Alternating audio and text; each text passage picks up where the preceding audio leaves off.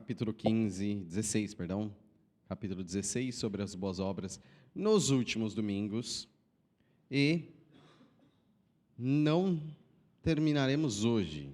Se Deus nos permitir, teremos ainda mais um domingo neste capítulo, então não terminaremos hoje. Falamos e de todo o coração, eu espero que os irmãos tenham certa memória do que estamos falando. Não muita, isso é difícil, mas pelo menos lembrarem que nós estamos falando. Por isso estamos sempre retomando. Então, primeiro ponto que nós tratamos no capítulo 16 foi sobre o que são as boas obras.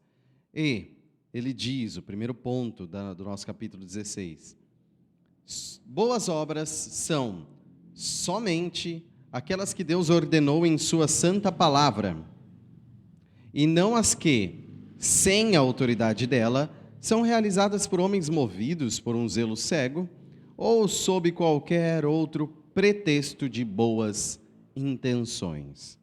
Então, definimos o que são boas obras, ou seja, as que estão definidas por Deus em sua santa palavra, e somente através de observar a santa palavra de Deus conheceremos. As praticaremos a partir disso, a partir de que o Espírito Santo, através da sua palavra, nos oriente a elas. Segundo ponto que nós falamos, então já sabendo, boas obras Deus define, estão na Bíblia. Segundo ponto, essas boas obras, feitas em obediência aos mandamentos de Deus, são os frutos e as evidências de uma fé viva e verdadeira. E por elas, os crentes manifestam sua gratidão, fortalecem sua confiança, edificam os seus irmãos, adornam a profissão do Evangelho, fazem calar os adversários, glorificam a Deus, de cuja feitura são, criados em Cristo Jesus, para isso mesmo, a fim de que, tendo seu fruto para a santificação, eles possam ter, por fim, a vida eterna. Então, o maravilhoso segundo ponto que nós lemos nos dá ênfase sobre todos os benefícios das boas obras. Então, são inúmeros, mas são estes, definidos pelas Santas Escrituras. Não qualquer outra coisa que a gente queira agregar a isso, como se não fosse suficiente. Então, não podemos falar, faça tal boa obra que Deus vai te pagar com tal coisa. Não podemos nós dizer o que é a função e o pagamento de boas obras contra as Escrituras. Mas essas boas obras são muito preciosas para nós, muito preciosas. Falando sobre a origem, no ponto 3, na última aula, nós falamos que sua capacidade para fazer boas obras não é de modo algum deles próprios, mas provém totalmente do Espírito de Cristo. Então, só fazemos boas obras por causa da capacidade que nós temos pelo Espírito Santo, ou dada, ou provinda do Espírito de Cristo. E para que os crentes sejam capacitados a fazer boas obras, além das graças que já receberam, é necessária uma influência contínua do mesmo Espírito Santo, operando neles tanto o querer como o efetuar, segundo sua boa vontade. Isso, porém, não significa que eles devem tornar-se negligentes, como se não tivessem a obrigação de cumprirem qualquer dever, senão apenas quando movidos de maneira especial pelo Espírito.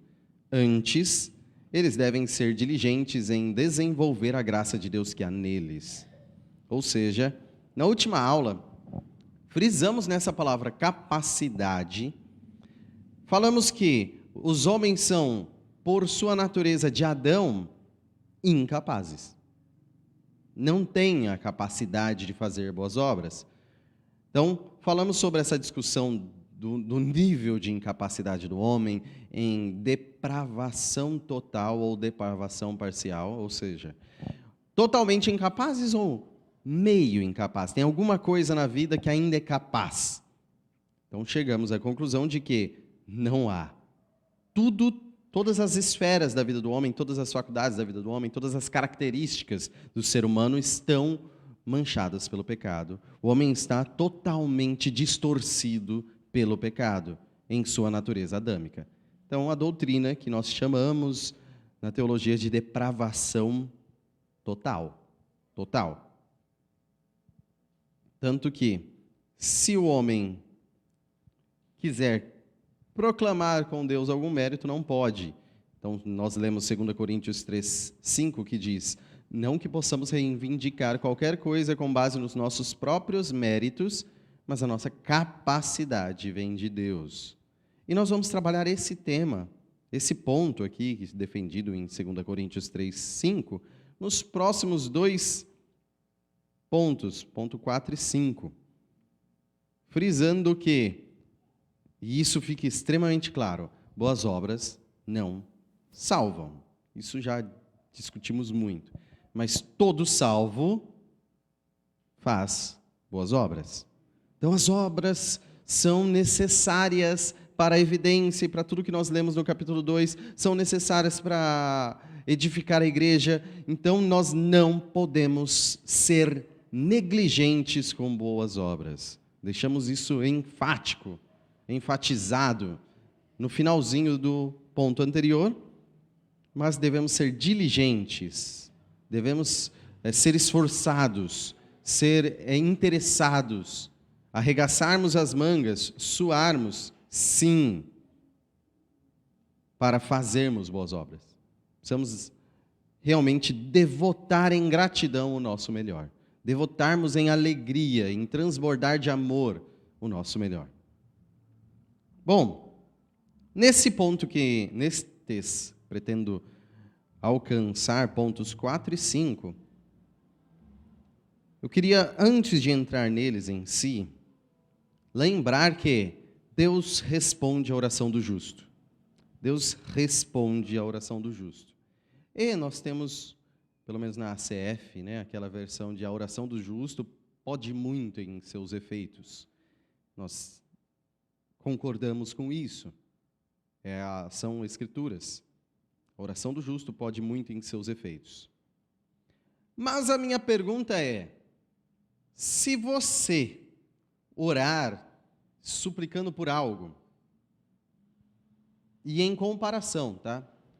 Se o apóstolo Paulo orar pedindo por algo, minha pergunta é: quem tem mais créditos com Deus para ser atendido?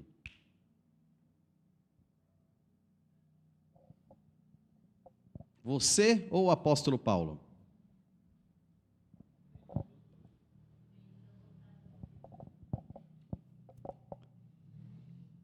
Essa pergunta é...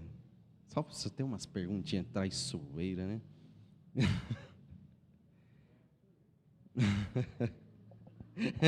Eu acho que sou eu. Bom, gente, óbvio que a pergunta é muito desprovida de contexto aqui, intencionalmente. Tem outros elementos que piorariam ou melhorariam a dificuldade aqui da resposta, mas, em si, esse é um problemaço que ainda existe. Nós citamos, por exemplo, dentro da Igreja Católica histórica, a gente, dentro desse Boas Obras, citou que é o principal enredo de ser escrito este capítulo de Boas Obras, porque naquela época da Reforma, e séculos posteriores, quando foi escrito isso aqui, mais de 100 anos depois, ainda existia uma briga muito grande quanto ao verdadeiro papel e definição do que são as boas obras. Então, muito importante frisar, citar, mastigar, entender este capítulo, que é básico, mas tem um monte de aplicação muito interessante para nós. Bom, uma dessas aplicações, várias delas nós vimos que, por exemplo, sobre a venda, as indulgências e coisas que parece que não vemos tanto hoje em dia, pelo menos não na católica. Na neopentecostal vemos ainda muitas vendas de bênçãos e etc. Mas aqui nós temos um ponto que é muito presente ainda na católica e que em certa instância, fez atrapalhar a aula do Caio anteriormente. Não sei se perceberam. Por quê? Porque estavam pedindo para alguém melhor que eles suplicar por eles. Passaram com, supostamente, uma figura desse alguém colocada numa canoa. Eu não entendo muito disso. Eu sou um desprovido de conhecimento específico de santos católicos. Mas estava dentro de um barquinho de pesca, alguma imagem de algum, sei lá qual santo. Aí, ó, tem gente mais experiente que eu.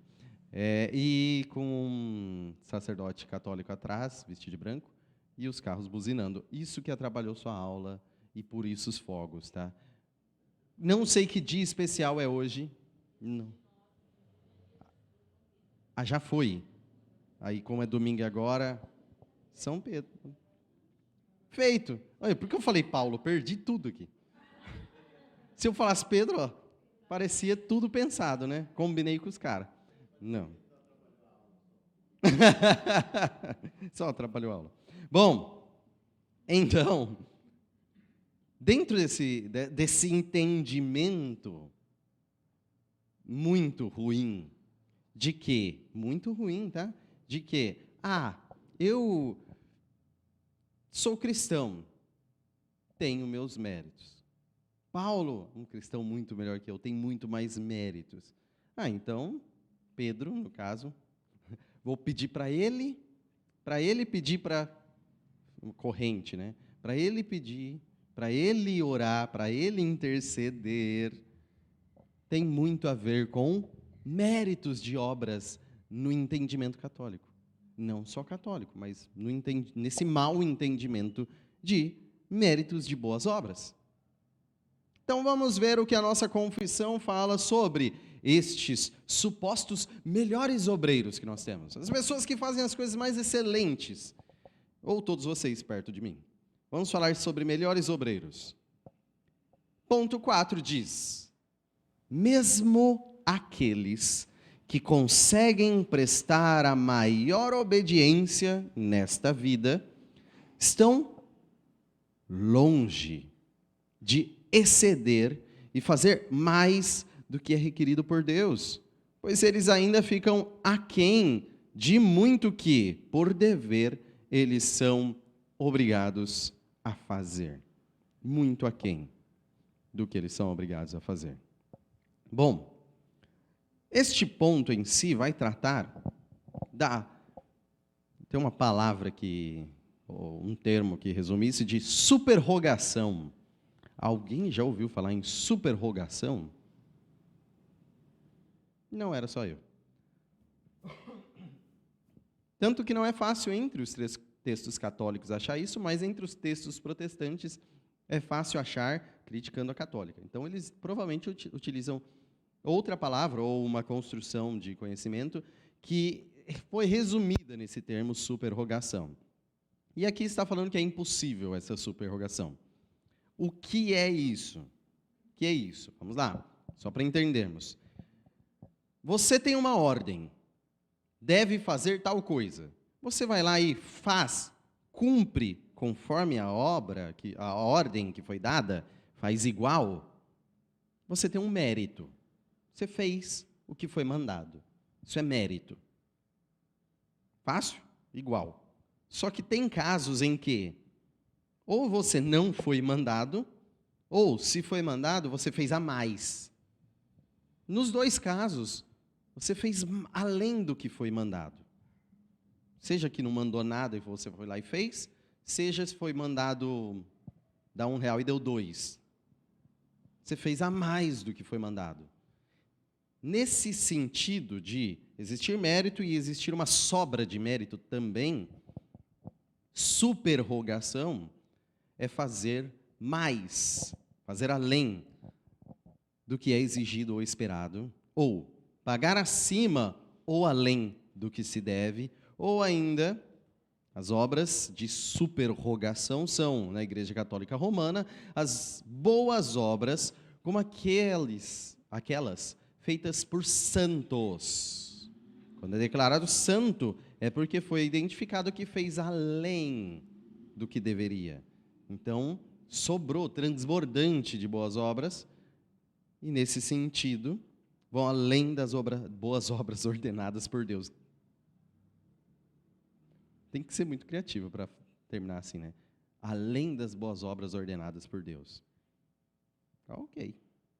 Bom, e aí o único lugar mais católico mesmo que eu consegui ler algo sobre e achei essa palavra, mais ou menos esse conceito. Obras de superrogação são aquelas feitas voluntariamente, sem que haja obrigação. Por exemplo, jejuar em dias não prescritos pela igreja. Aí, para dar o exemplo, já deixou mais obrigado pela igreja, não por Deus, porque seria menos possível. Então, nesse sentido, essa ideia de fazer além existe. Não é nossa, é o que nós vamos criticar, mas existe. De que as pessoas são mandadas a ter um padrão de vida, e várias delas fazem além. E as que fazem muito além são beatificadas depois. São consideradas santas. Essa é a ideia. Por quê? Quem faz além tem crédito, quem faz muito além tem muito mais crédito. É nesse sentido, essa mesma ideia de possibilidades de transbordar muito além das boas obras exigidas, essa ideia errada de transbordar muito além das boas obras exigidas, que configuram o tesouro da igreja católica, que eles dizem, nós temos um imenso tesouro, como se fosse um cofre lotado de créditos, de boas obras, além do exigido. Compre uma por apenas 2 moedas. Foi isso que gerou as indulgências. Foi isso que a gente citou lá no começo, que gerou todo o problema aqui que a gente tem comentado. Ou seja, você precisa pagar as penas do seu pecado temporário, que é aquilo que a gente citou. E aí você vai lá e você não tem obras boas suficientes. Você pagaria no purgatório. Não. Você compra da igreja, compra desse tesouro imenso uma boa obra para você, faz o Pix, transfere para a sua conta e tudo certo. Você pagou sua pena temporária. Esse é o entendimento, tá? De indulgência e o que a gente tem falado sobre essa transferência de créditos de boas obras. É meio estranho para nós, para alguns aqui que já conhecem, está só sendo uma releitura, mas já conhecia. Mas essa ideia não é só isso que a gente já criticou, de transferir boas obras para a sua conta, para pagar os seus pecados através da indulgência, mas também esse pessoal que é dono original desse riquíssimo tesouro de boas obras, eles têm mais méritos perante Deus, eles têm mais moral perante Deus. Essa é a ideia. Essa é a ideia. Errônea. Então, quando vocês veem uma pessoa que fala assim, eu vou rogar para tal santo, ela desvia o foco, vou rogar para tal santo. Qual que é a ideia dela? A ideia de que é um santo, ele está lotado de boas obras, ela pode não ter a abordagem teológica disso, mas está lotado de boas obras, ele tem méritos, ele tem mais moral que eu para pedir as coisas para Deus. Essa é a ideia. Então, ele tem mais moral, ele tem mais moral, ele tem mais moral. E ele tem mais moral e gosta de animal, a gente, quando o animal está doente, pede para esse. Esse daqui tem mais, mas ele pescava, vamos para a pesca, vamos pedir para isso aqui. E aí começa a departamentalizar a ouvidoria. Então, cada departamento certinho de pedidos específicos de gente que tem mais méritos. Méritos de sobra. Essa é a ideia. De repente, no estalar de dedos, o foco de Cristo é totalmente dissolvido. O foco em Jesus é totalmente dissolvido. Entendem que o perigo é gigantesco. Os erros, mas chega num abismo gigantesco, porque as pessoas estão cada vez mais prostradas perante símbolos de pessoas que supostamente têm mais méritos que elas. É isso. Aí a gente vai lá e fala, isso é uma idolatria. Tem esse aspecto. Mas eles nem identificam como Deus delas. Mas identificam erroneamente que aquela pessoa tem mais mérito e ela pode conversar mais suave com o Deus dela.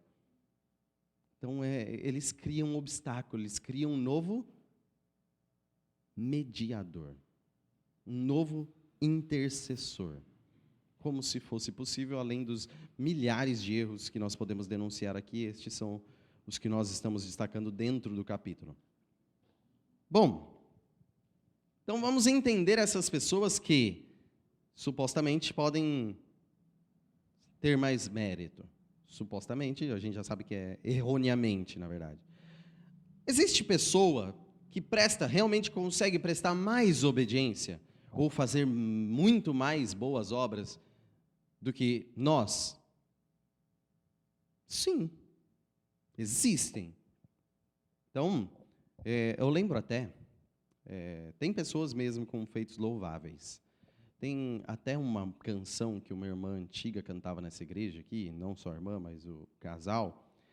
Vocês lembram, vários de vocês, né? Eu queria ver a bravura lá dos cristãos em meio à arena, enfrentando leões. Lembram?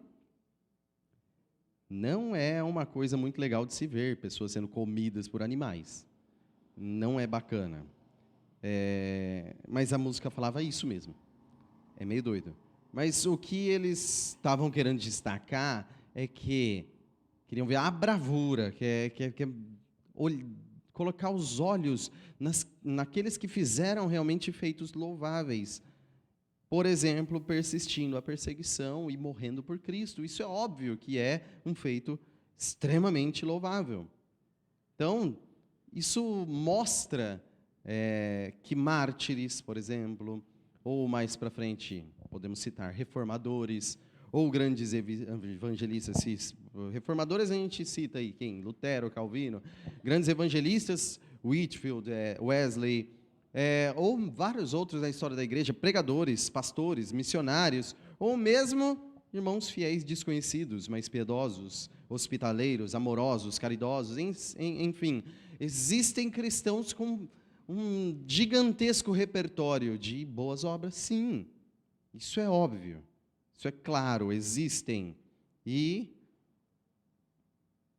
essas pessoas têm feitos louváveis, e isso é obedecer, isso é fazer boas obras, mas mesmo essas pessoas, as melhores delas, o texto deixa claro, estão longe de exceder.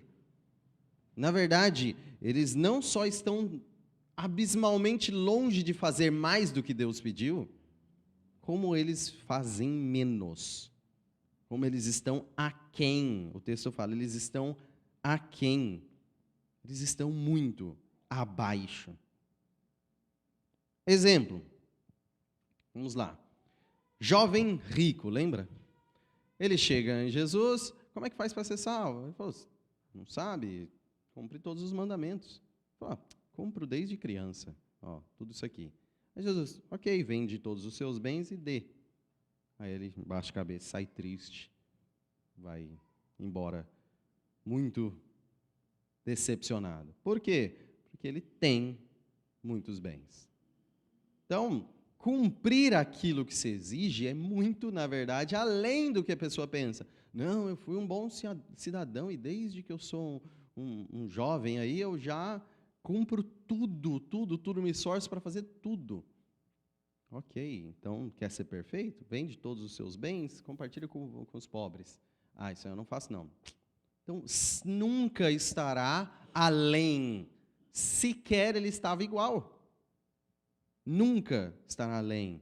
Ou, por exemplo, os judeus tinham muito a ideia, o anseio de conseguirem cumprir toda a lei e se considerar justos.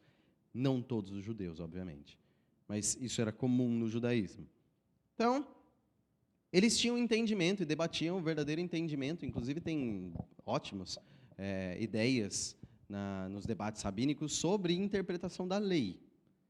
E, por exemplo, adultério. Imagine que está falando para você não cobiçar a mulher do próximo. Ou, ainda além, não é para adulterar. Não adulterarás. Não adulterarás. E aí, na explicação de Jesus, não é só questão de você não efetivamente se deitar com a mulher do teu próximo, ou extraconjugalmente. É simplesmente o fato de você olhar para ela e desejá-la. Já era. Já pecou. Vocês ouviram, não matarás. Mas você xingou a pessoa, pecou. Mas por quê? Porque o ódio contra aquela pessoa está sendo despejado, mesmo que não em uma facada, mas em palavras.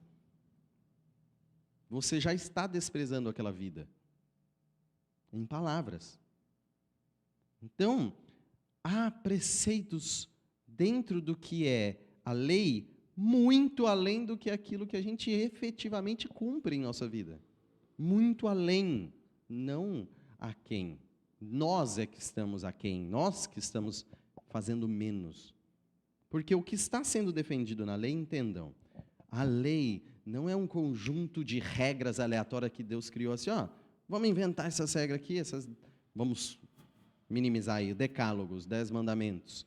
Vamos criar essas 10 regras aqui, vamos ver se vocês conseguem. Não é isso. É a exposição do caráter de Deus e de sua santidade.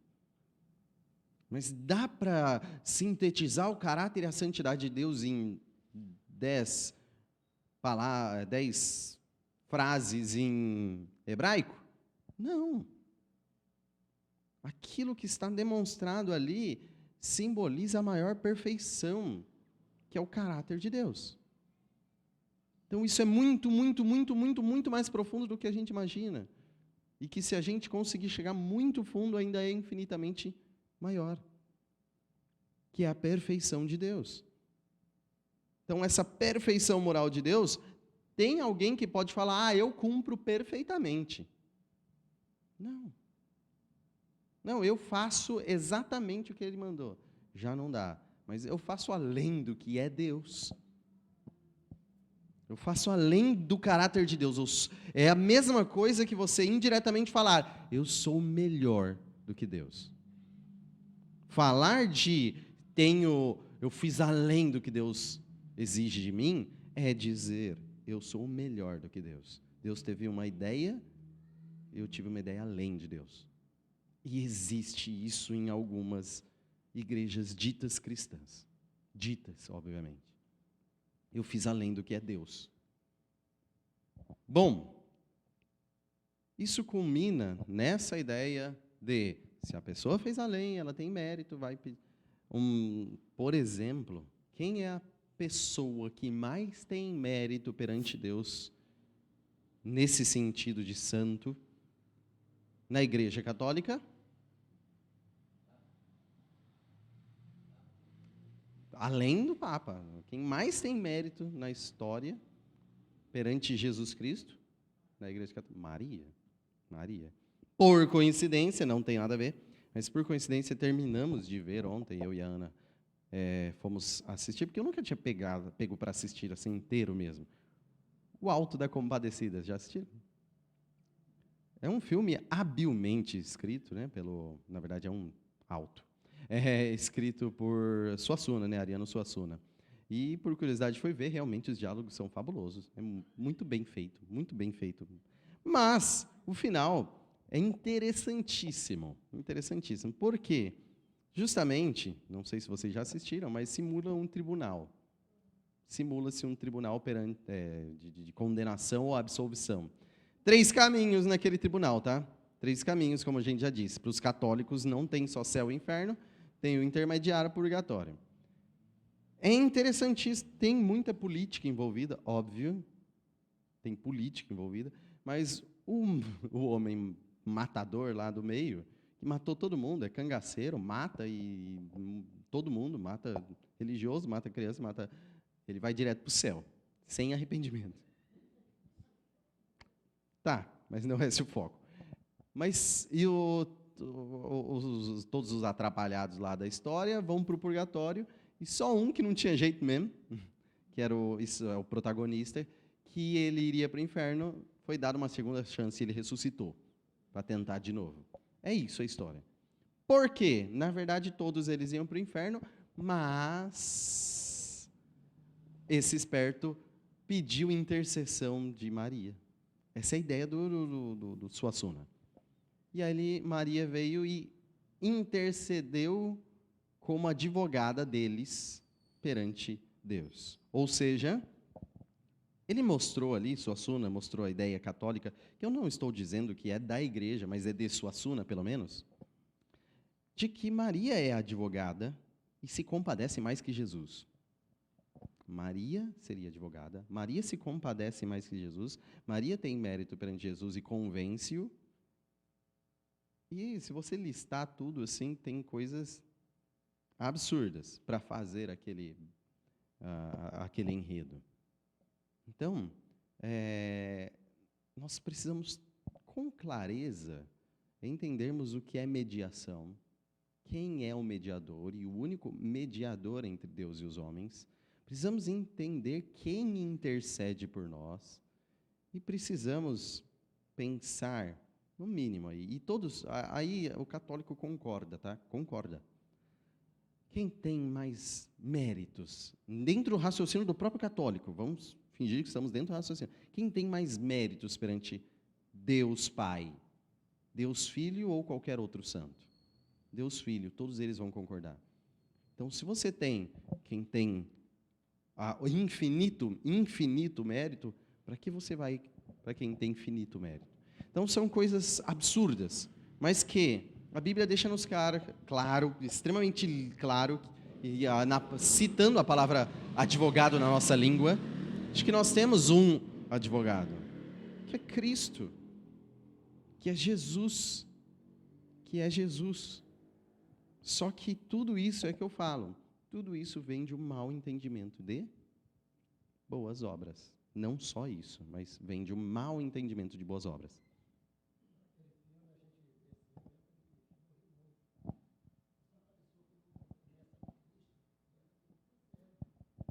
Sim.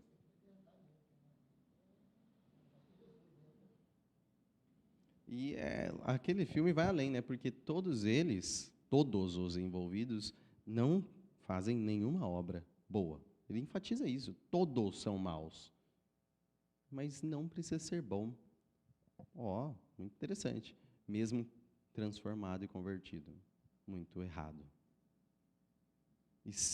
E no final, assim, nenhum deles vai para o inferno. Então, são preceitos engraçados, mas extremamente blasfemos e antibíblicos, contra a Bíblia. Vamos, então, para a Bíblia. O que nós podemos exigir de Deus? Jó 9, 2 e 3. Jó 9, 2 e 3, alguém pode ler?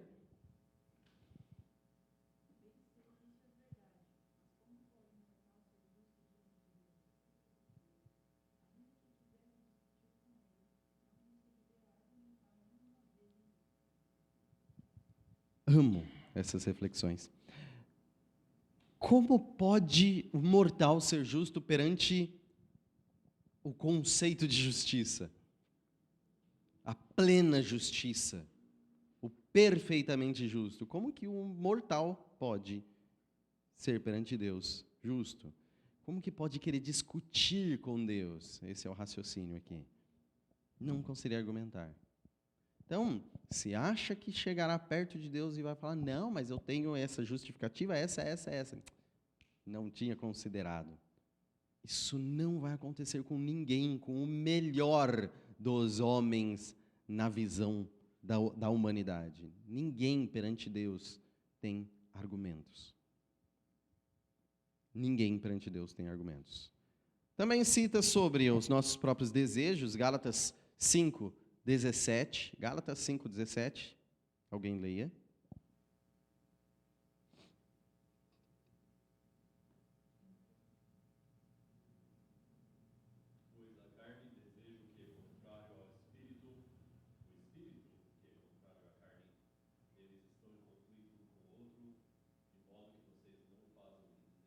Ou seja, temos um grande problema de desejo e nós não fazemos o que desejamos, ou seja, nós não somos bons como muitos arrogam ser.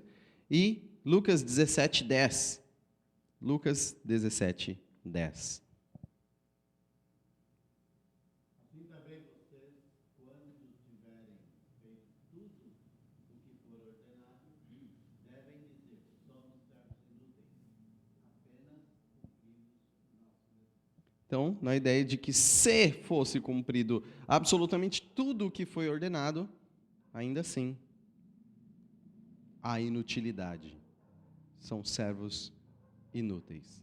Vamos citar novamente no próximo ponto isso, mas que fique extremamente claro para nós que nem mesmo aquele que você fala foi um cristão exemplar, foi alguém digno de ser mencionado para nós com grande alegria e não tem problema, nisto vos louvo. Então nós elogiamos sim pessoas que fazem boas obras em abundância, mas mesmo estas pessoas, mesmo Paulo, Pedro, ainda estão longe de exercer e fazer mais do que é requerido por Deus.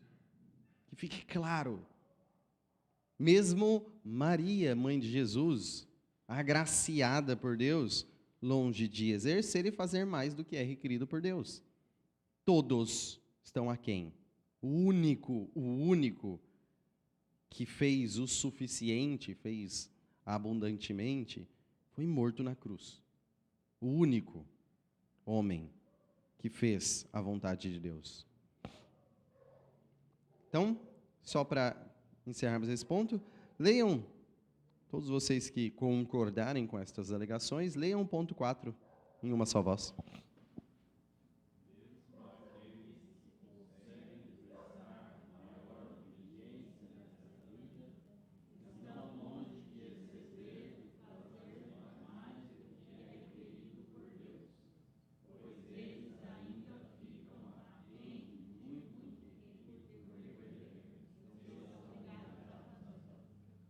Pois bem, então, continuando neste mesmo raciocínio, tá? O próximo ponto é bem dentro desse raciocínio, só que ele baixa a régua, vamos dizer assim. Estávamos falando do